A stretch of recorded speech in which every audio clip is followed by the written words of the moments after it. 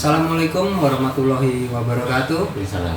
Dalam konten ekspedisi Willy kali ini, gue menghadirkan salah satu narasumber yang spesial yang sudah berkesempatan waktu itu seorang rider mengendarai motor dari Indonesia, tepatnya dari kota Jambi menuju Mekah.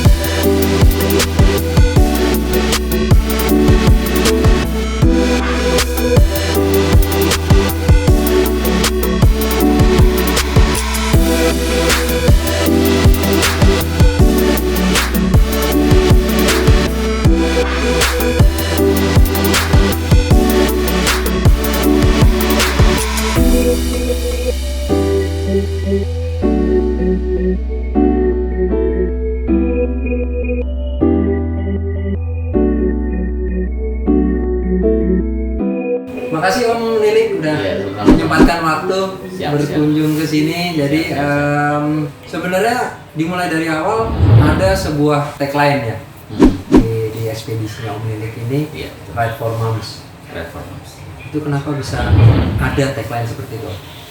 Ya, jadi Ride for Moms itu kalau kita artikan berkendara untuk moms. Moms ini ada S-nya. Jadi moms itu dua jamak gitu kan. Jadi untuk ibu saya dan uminya Balda. Nah, jadi momsnya dua, ibu saya, uminya Balda, dua moms. Jadi kita berkendara untuk ibu kita masing-masing, ibu saya dan uminya Balda. Maksud dari berkendara untuk ibu ini, kami berdua sudah menyiapkan untuk berkendara dengan roda dua dari Indonesia menuju Saudi Arabia ke Mekah, tepatnya berangkatnya dari Jambi, untuk mengumpulkan 1000 pesan cinta pada awalnya. 1000 pesan cinta di sepanjang perjalanan, dan kita melewati 10 negara kan. Jadi ngumpulin pesan cinta di 10 negara di sepanjang perjalanan sampai Saudi itu, dimana ketika saya bertemu dengan orang, saya akan minta mereka untuk menuliskan how do they feel about their mothers, itu ibu itu apa sih menurut mereka itu kan. Nah, itu tulisan itu kita kumpulkan dan alhamdulillah berhasil dikumpulkan. Kemudian tulisan itu, tulisan asli itu, kumpulan pesan cinta itu kita tukerin dengan undangan haji untuk ibu saya dan uminya Balda. Nah, itu ketemu untuk Ride for Moms.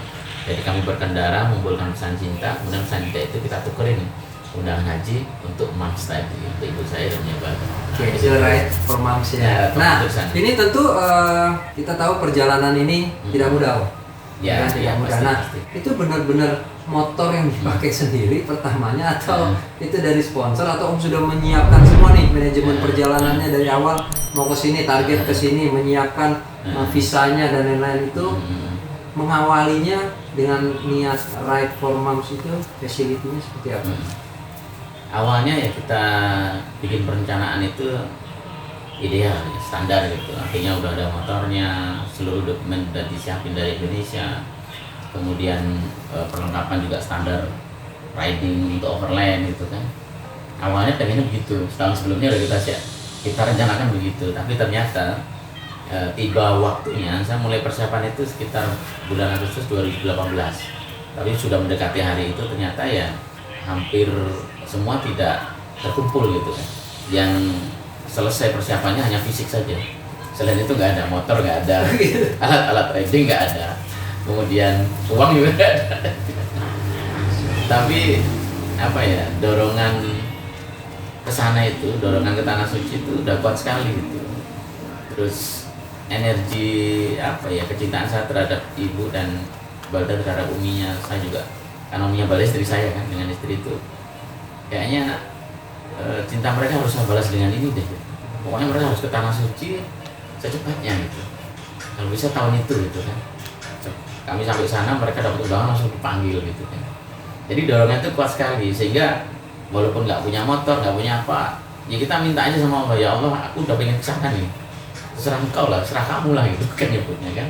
mau diapain niat saya gitu. Ya pada akhirnya ada teman yang berkenan meminjamkan motornya gitu kan. Jadi motor merah itu motor pinjaman bukan motor saya. Saya nggak punya motor. Iya. Kemudian waktu itu saya cuma punya uang 400.000 kan. Ya udah yang penting jalan dulu gitu kan. Jalan dulu sama kakaknya Balda karena Balda ada di Semarang kan. Sampai Semarang baru tukeran anak. Yang kakaknya Balda tinggal karena istri waktu itu di Semarang kuliah kan. Baldanya di bawah gitu kan. Artinya berjalan itu ya sebenarnya tanpa modal sama sekali. Dokumen belum ada yang dibuat. Jadi berangkat dari Jambi udah niat ke Tanah Suci itu belum punya paspor, belum punya visa, belum punya karnet, belum punya SIM internasional. Jalannya dulu. Jalan dulu.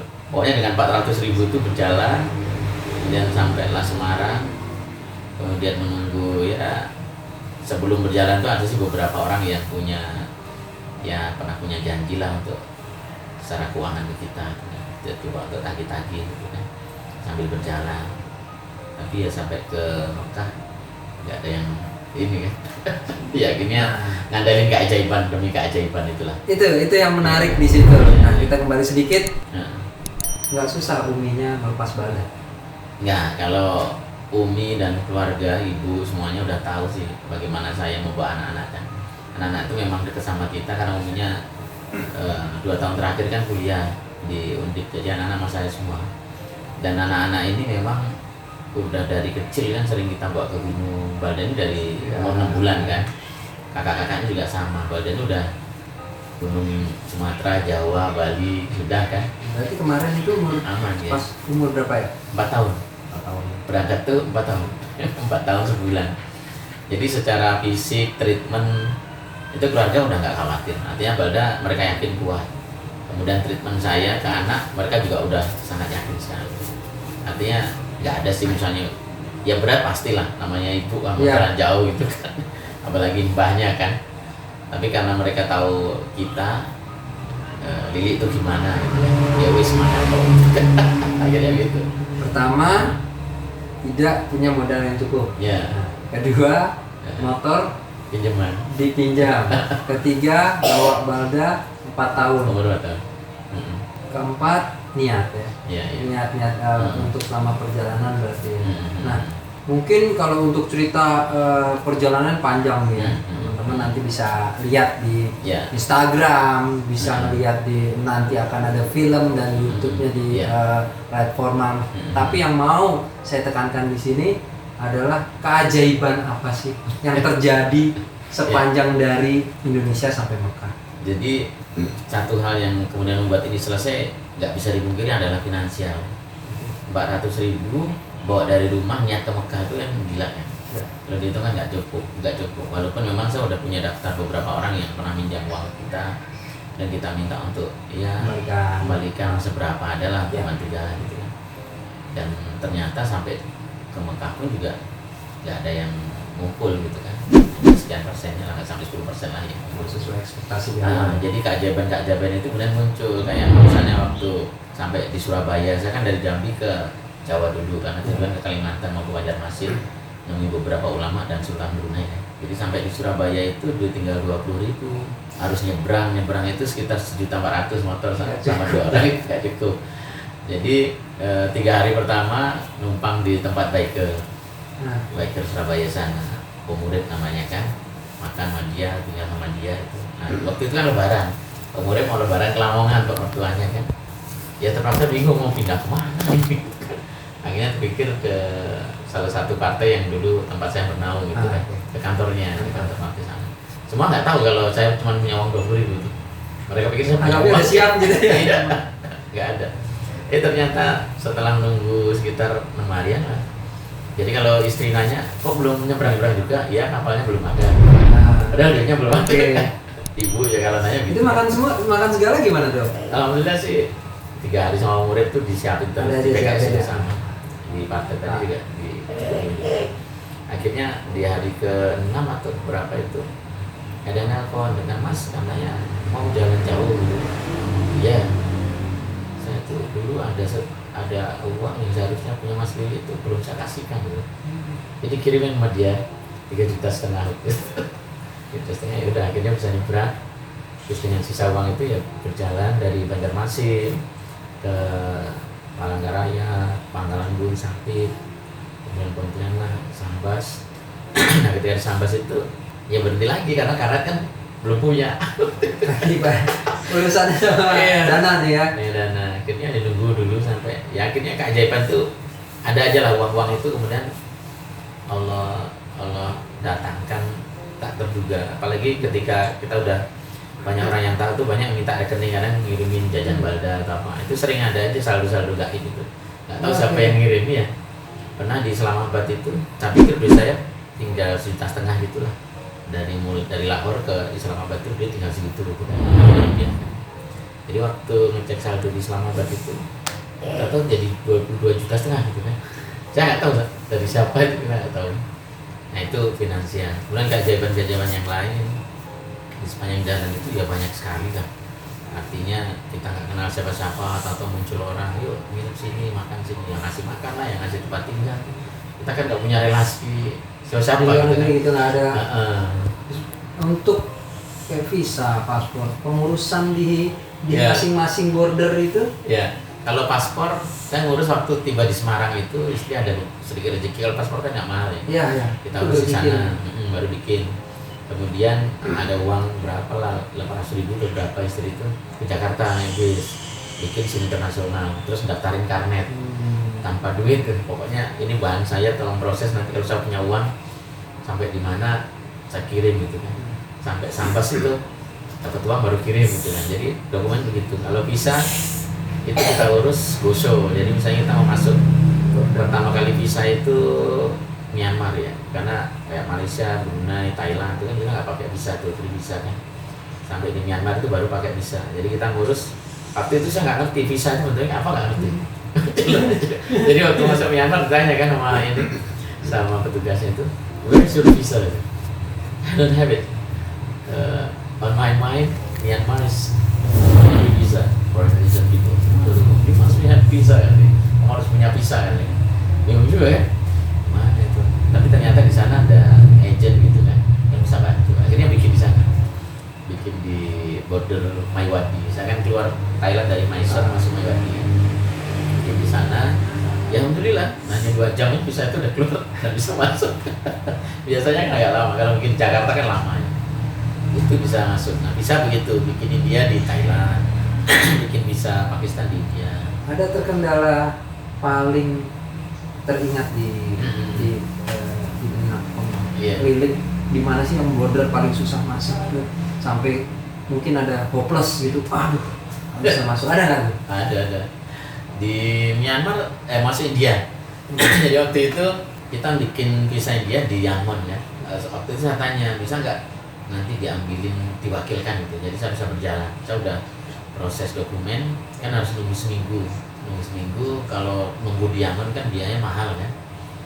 Mendingan saya jalan aja, nanti ada teman yang bisa ngambilin, kirim gitu ke perbatasan. Bisa katanya kan. Berjalan sampai ke perbatasan India di Kalamiu namanya. Katanya nggak bisa. Jadi harus kita sendiri yang ngambil. Misalnya, akhirnya bingung, kita nggak punya uang, nggak punya ini kan. Akhirnya teman-teman baik ke sana, orang-orang baik lah di perbatasan itu, dan bantu kita untuk tiket pesawat. Tapi cuma 1 tiket itu yang dikasih kan, dari Kalamiu ke Yangon ya. Ya, akhirnya balik tinggal tuh di perbatasan. Nggak percaya Ya percaya aja sama itulah, Nah, sama orang-orang sana, tak titipin aja. Iya. Saya ke Yangon proses visa itu lumayan sulit juga, border India sulit. Kemudian masuk Pakistan, waktu itu sempat tertahan di India itu hampir 1,5 bulan ya, karena konflik Kashmir itu waktu Ya. itu kan. Dan ada sedikit kesalahan entry data saat ngurus visa online itu. Dan itu juga keajaiban karena belum pernah ada yang apply visa Pakistan itu di luar negaranya. Biasanya kalau visa Pakistan itu yang bikin Jakarta ya, orang Indonesia. Dan ternyata ketika saya di India itu per tanggal 25 Agustus itu bisa online. Itu rezeki saya. Akhirnya kita nggak perlu pulang. itu baru pertama kali. Sekarang udah bisa. Sekarang semuanya udah bisa. Gimana tuh? Pokoknya kata Om Darwin itu yang pembaralitas punya itu memang itu keajaiban Mas katanya. Beliau pulang dulu. Beberapa teman-teman juga harus pulang dulu kan. Bisa Pakistannya. Alhamdulillah kami nggak perlu pulang. murah dan ya lancar sampai masuk Pakistan. Terus yang sulit lagi, kalau Iran sih gampang, Dubai juga gampang, Saudi yang agak sulit kalau pakai kendaraan karena dia harus punya semacam visa touring untuk motor gitu kan. Ya dulu waktu saya perlu ada itu, tapi kemarin waktu saya tanya ada rider Eropa itu saya lihat ngadirin apa namanya pembukaan rally Dakar di sana kan, itu mereka pada masuk Saudi, saya tanya udah nggak perlu begitu lagi, tapi nggak tahu regulasi sekarang. Ya itu sulit di Saudi itu saya ngurus berkas visa touring sampai 2 bulan tertahan di Abu Dhabi di sana. Lalu suratnya itu nggak keluar juga. Dan lain-lain. Kenapa? Biaya hidup dan lain-lain. Di KBRI. Oh KBRI aman. Aman. Terus kita juga di sana ada ngisi ngaji, ngajar TPA gitu kan.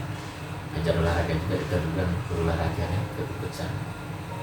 Terus nunggu 2 bulan surat nggak keluar, tapi rasa hati ini udah nggak ketahan pengen masuk ke sana. Jadi ya memaksakan diri. Padahal teman-teman itu juga secara prosedur ini nggak bisa masuk. Tapi kalau mau coba ya nggak apa-apa, kita coba.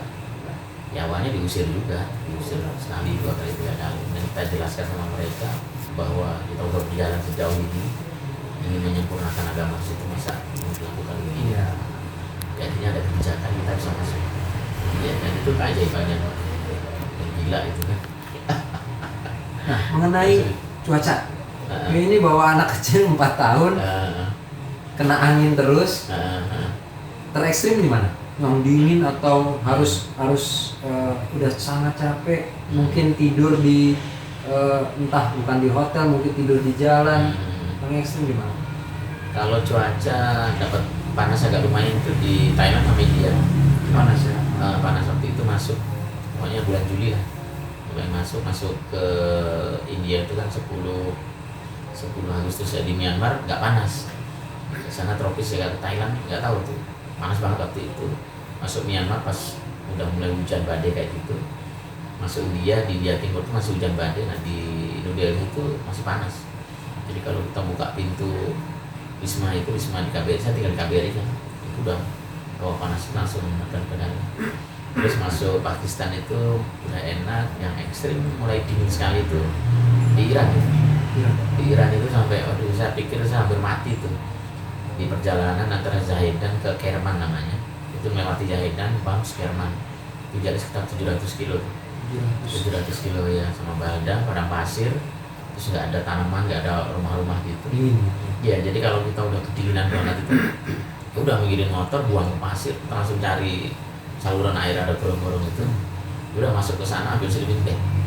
Udah normalkan suhu di sana. Nanti kalau udah agak enak naik lagi, ajar lagi begitu lagi. Pernah nggak ada gorong-gorong, saya sama Balda itu berlindung di ada pokoknya bangunan udah rubuh gitu kan. Saya lihat ada sekitar 100 meter dari jalan, saya ajar aja ke pasir ke situ untuk pas sampah. Ya udah di situ aja ngindarin anginnya kenceng, dingin sekali.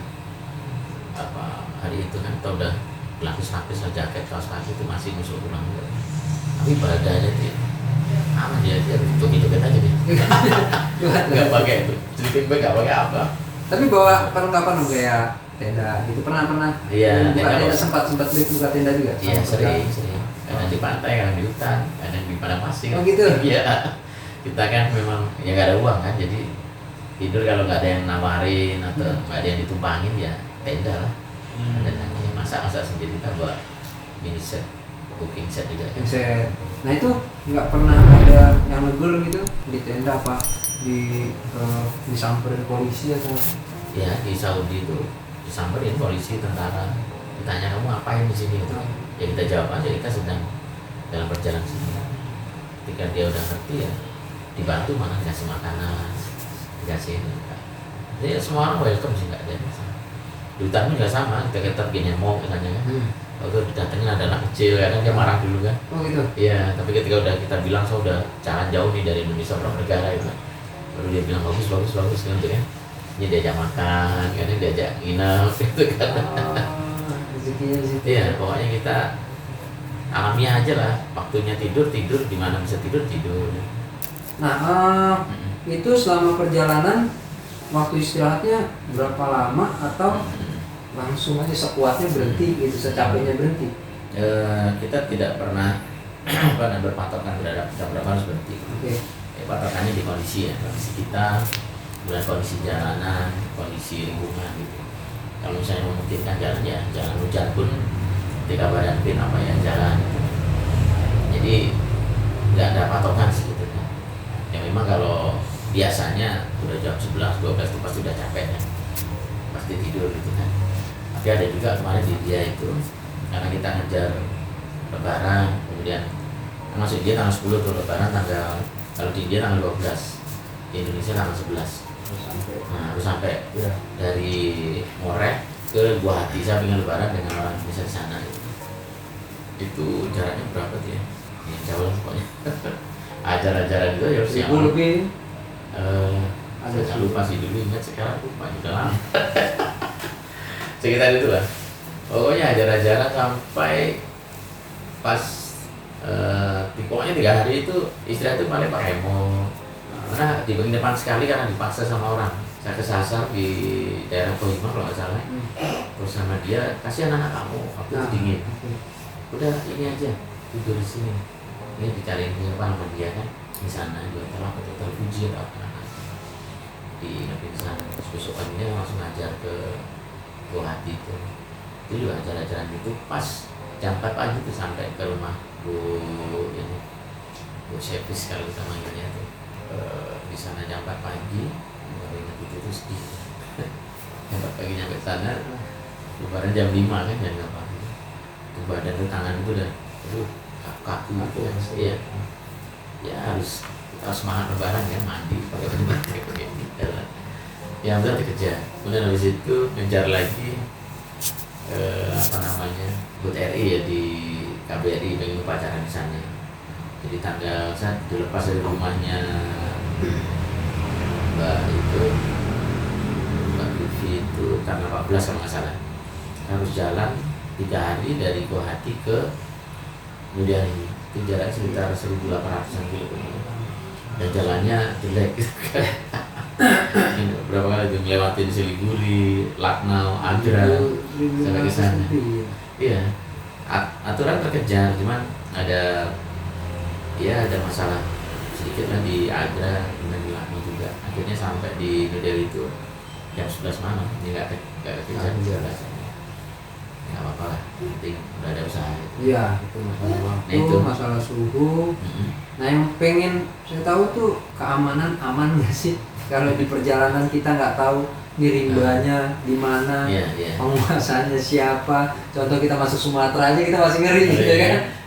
Mana Jambi lahat, aduh udah ngeri nih. Ada Jadi kita ngeri. negara antah berantah nggak tahu, Nah. ada nggak tahu besit. Wah, safety gue gimana untuk hal-hal yang seperti itu? Iya pastilah. Satu yang paling paling sering meneror mentalitas kita ya keamanan itu kan. Itu tadi kita melewati negara yang karena konflik. Hampir semua negara konflik kan selain Malaysia sama Brunei. Ya.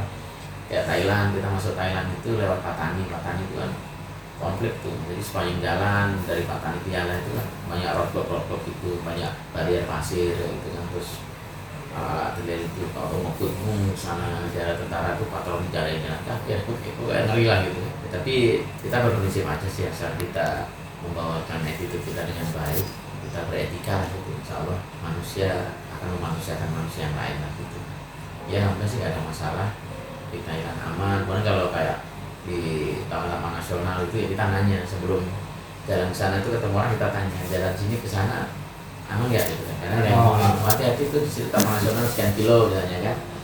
Pernah sih di taman nasional sebelum Mysot itu kita kejar-kejar anjing ya, tidur di shelter. Kalau di Thailand itu per berapa kilo itu ada shelter, ya kayak tempat nunggu bis apa gitu kan, kayak kasih gitu.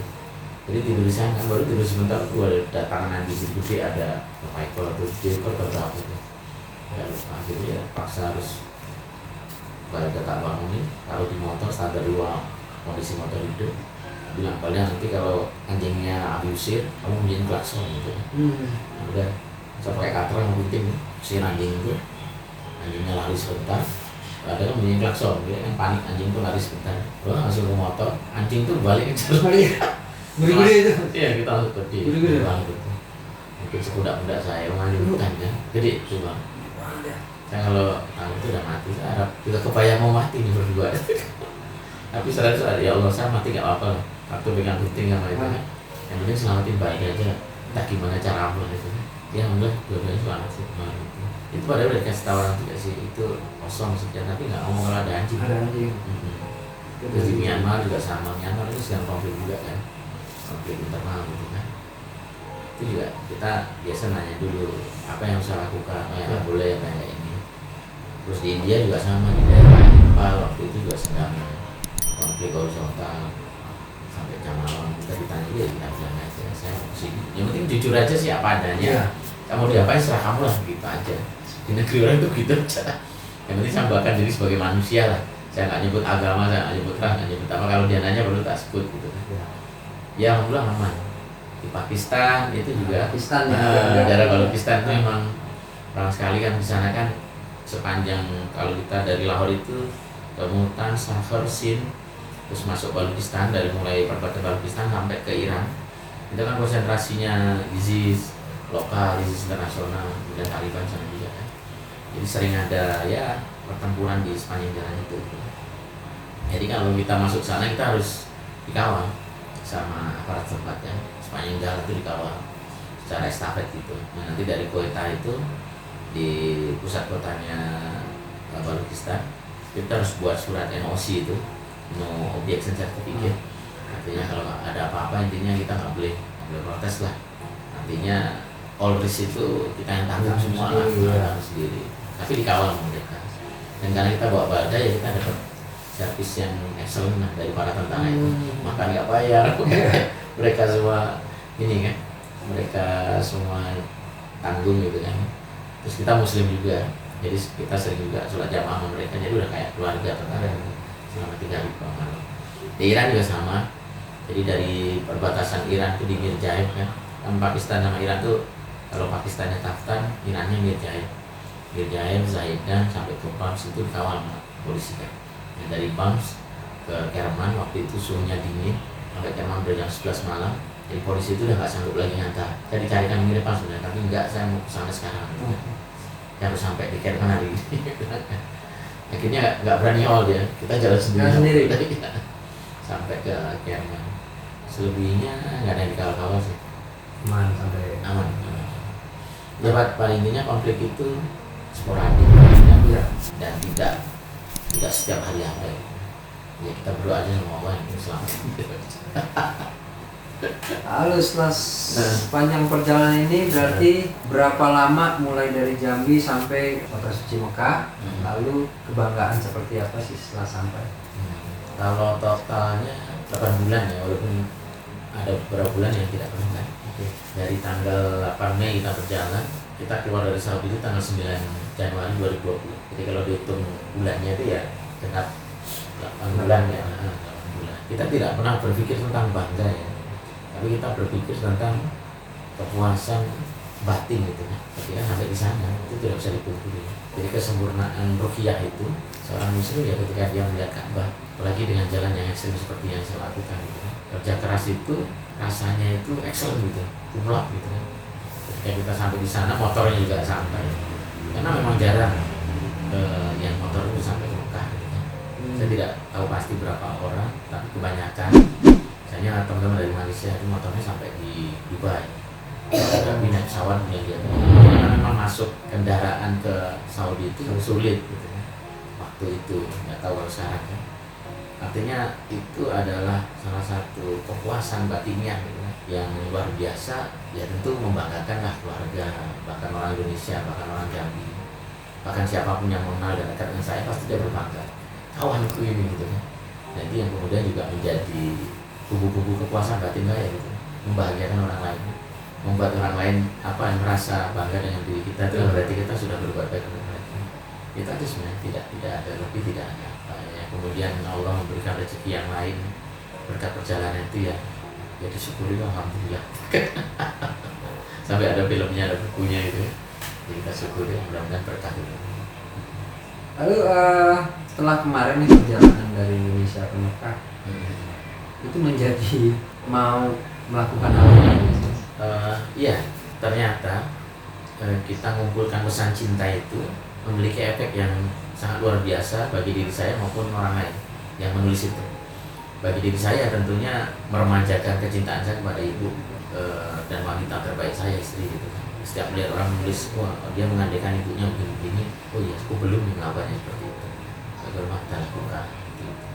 Nah itu menjadi penting untuk diri saya dan orang lain. Akhirnya kita ya berjalan lagi dan berjalan lagi, pengen berjalan lagi dan pengen terus untuk menghubungkan pesan cinta itu sebanyak-banyaknya, meremajakan cintanya orang lain pada ibunya, saya kepada ibu saya, atau mungkin bukan meremajakan ya, menghidupkan kembali. Banyak yang ternyata sepanjang jalan itu banyak orang yang sudah melupakan ibunya, banyak sekali.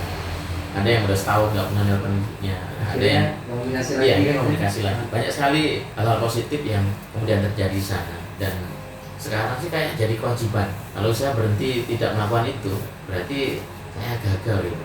Kemarin itu ternyata hanya starting point-nya yang Allah ciptakan ke saya. Justru starting ya. Iya, starting ke Mekah itu, dan ada dorongan terus, udah jalan lagi. Makanya kemarin ke Timor Leste kan. Ke Timor Leste itu pun sebenarnya niat awalnya pengen ketemu Sanan aja. Jadi waktu di New Delhi itu Pak Habibie kan meninggal ya, waktu beliau meninggal saya pas di New Delhi itu 11 September. Jadi saya lihat video Sanana menjenguk Pak Habibie di rumah sakit itu, di peluknya itu videonya haru banget gitu. Terus saya penasaran, ini siapa nih orang, saya belum kenal Sanana itu siapa. Akhirnya bacalah literasi tentang di artikel-artikel sambil jalan lewat Google, dan ini menarik ini guru cinta ini teladan cinta ini saya bilang. Jadi saya bilang garis merahnya dicinta lagi berarti ya. Nih. Kok bisa orang ini, padahal kalau saya baca kan Sanana itu kok mimpin gerilyawan, pernah di penjara, pernah jadi pokoknya memberontak lah gitu kalau di mata Indonesia kan. Tapi kenapa dengan Presiden Habibie begitu, walaupun memang Habibie itu tokoh yang, tapi waktu itu kan belum diserahkan, Habibie belum meninggal kan? Sudah ya? Sudah diserahkan ya? Udah diserahkan baru beliau meninggal kan? Jadi kenapa kok orang yang membenci berseteru sebelumnya, tapi kemudian cintanya masih tumbuh gitu? Kadang kan ada orang walaupun dia udah dibuat baik, udah jadi negaranya, bagaimanapun musuh gitu ya. Ada, tapi tidak dengan Sananya. Bahkan waktu Bu Ani yang sakit ya di Singapura, dia juga jenguk gitu. Dan Mas SBY waktu itu komandan kan, Polres Soroja kan. Tapi kenapa dia jenguk dia gitu? Kalau Habibie mungkin agak wajar ya waktu itu. Tapi saya berpikir nggak wajar juga, karena pelukannya apanya itu beda, ruhnya itu ada gitu ya. Jadi waktu itu saya iltizam dalam hati itu, pokoknya harus ketemu dengan orang ini. Mungkin mimpi kata orang gitu kan, tapi alhamdulillah ketemu kan. Dan kita kumpulkan. Sekarang pesan cinta itu udah 3.000 terkumpul semuanya. 3.000 di dalam satu buku ya. Dalam banyak buku sih udah hampir 8-9 buku gitu kan. Jadi ke Mekah itu sekitar 2.000, kemudian nambah lagi 1.000 ke Timor Leste. Insya Allah ini puasanya kita mau keliling Jambi, nambah lagi ekspedisi 11 menara. Jadi kita mengunjungi 11 masjid dengan menara tertinggi dan 11 masjid tertua di Jambi. Dan setelah itu nanti kita pemanasan lagi ke Jambi, Papua Nugini untuk lengkap. Saya pengen 5.000 lah, 5.000 pesan kita sampai Papua Nugini ke Port Moresby kan. Kenapa Port Moresby? Ketika di Timor Leste itu banyak orang bilang Papua Nugini itu negara yang ekstrim loh, negara paling kriminal di dunia katanya. Sangat ada cinta sih di sana. Coba rasa kesana kembali. Jadi besok tagline-nya itu membumikan cinta di Timur Nusantara. Kalau kemarin kan ngomongin cinta ke Timur Nusantara, nemui Sanana. Nah besok membumikan cinta, supaya ya kita pengen menggambarkan Port Moresby seperti apa sih sebenarnya. Nah selama ini orang bilang katanya kriminalitas itu luar biasa gitu. Artikel itu juga banyak gitu. Sepanjang timur, dan orang timur kan kadang dibilang orang orangnya keras. Kalau di Jakarta sering jadi ya kategoris lah orangnya gitu kan. Masa gak ada cinta gitu? Pasti ada lah gitu. Nah itu yang kita bumikan di sana gitu kan. Jadi pengalaman yang sungguh luar biasa ya. Jadi satu kisah inspiratif dari Om Billy. Ini dia, ada Balda di sini. Baldanya datang. Mau kucingnya ditinggal. Jadi salah satu kisah inspiratif dari orang Indonesia yang untuk menyebarkan cinta harus melewati banyak rintangan, harus melewati beribu-ribu mil perjalanan. Dan pemilik ini memang saya kenal tidak setelah terkenal. Dulu justru pemilik ini saya ingat pernah datang ke satu acara saya di Bogor gitu untuk Iya. support juga. Jadi Iya. Om Lili pernah support saya juga waktu itu saya untuk ke Arctic. Jadi Iya. sampai saat ini kita juga sama-sama udah mengenal dari lama, kita udah saling support untuk garis merahnya kita untuk merah putih. Gitu Om Lili ya. Iya, benar sekali. Jadi teman-teman jangan pernah bosan untuk mendengar cerita-cerita inspiratif. Jangan pernah malu untuk berbuat sesuatu untuk Indonesia, untuk membanggakan Indonesia. Dan di sini salah satu contohnya memiliki Balda belum nongol Balda. Beliau suhunya. Saya mah ngikut. Jadi Ngikut Om Willy. jadi masih tunggu ya Om untuk Ya. kapan kita naik gunung bareng. Oh iya. Ya, kita masih belum ini kejadian ya, belum Om ya. kejadian. Belum kejadian naik gunung bareng. Beliau masih sibuk dengan menyebarkan cintanya. Saya sibuk dengan dunia pergunungan saya. Kalau Om Willy sibuk memetik cintanya. Ya. Semoga kita bertemu di satu perjalanan bareng ya. Amin. Terima kasih untuk kesempatan kali ini udah Halo, cerita halo. tentang pengalaman yang sungguh Siap. inspiratif. Siap. Sukses selalu. Teman-teman, jangan lupa untuk terus subscribe YouTube gue dan jangan lupa aktifkan lonceng notifikasi. Wassalamualaikum warahmatullahi wabarakatuh.